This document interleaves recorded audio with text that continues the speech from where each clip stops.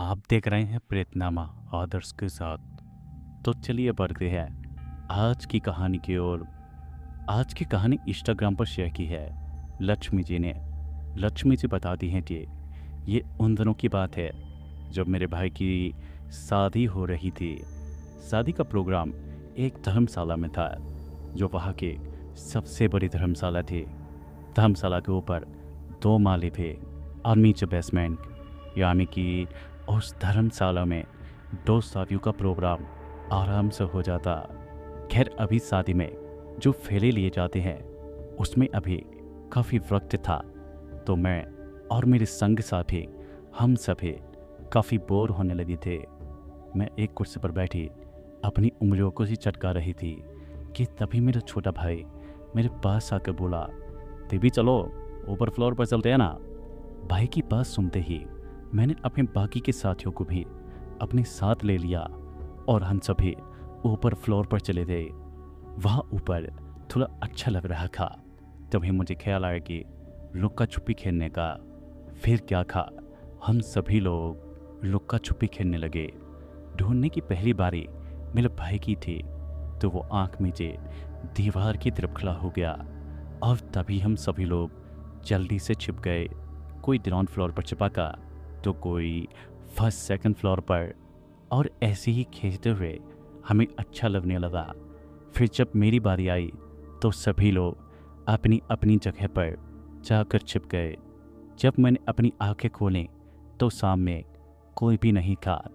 मैं बारी बारी से सभी को ढूंढने लगे और कुछ देर बाद तकरीबन सभी को मैं ढूंढ चुकी थी, सिवाय 2 लोगों के, जिनको ढूंढते हुए मैं ग्राउंड फ्लोर तक पहुंच गई। मैं अभी ढूंढ ही रही थी कि तभी मेरी नज़र बेसमेंट की तरफ गई। फिर जब मैंने जीने से नीचे झाँक कर देखा तो नीचे काफ़ी अंधेरा था और साइड में एक बोर्ड भी लगा था जिस पर लिखा था, "नीचे जाना मना है।" उस बोर्ड को देखकर मैं वापस आने के लिए बढ़ गई कि तभी मुझे एक आवाज़ सुनाई दी, "मैं यहाँ हूँ, ढूंढो मुझे।" वो आवाज़ मेरे छोटे भाई की लग रही थी।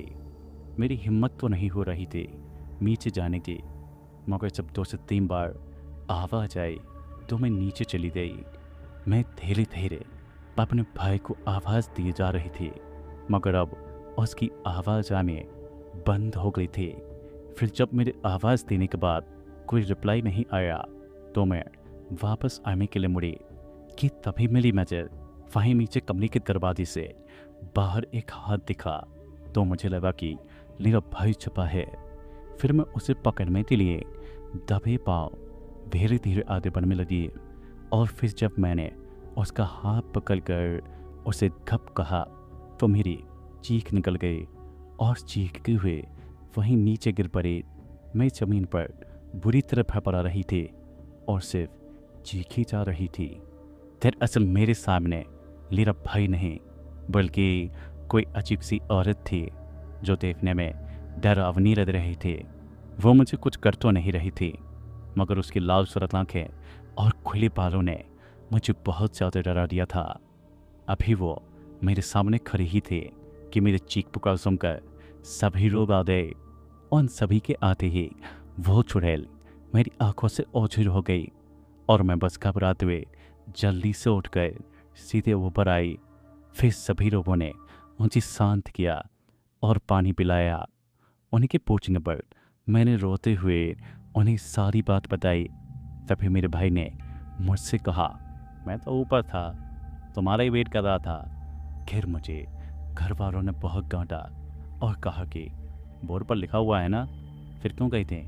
फिर मैंने सॉरी कहा और फिर शादी खत्म होने के बाद हम अपने घर लौट आए। पर वो औरत कौन थी ये तो मालूम नहीं, पर हाँ, वो बहुत ही डरावनी थी।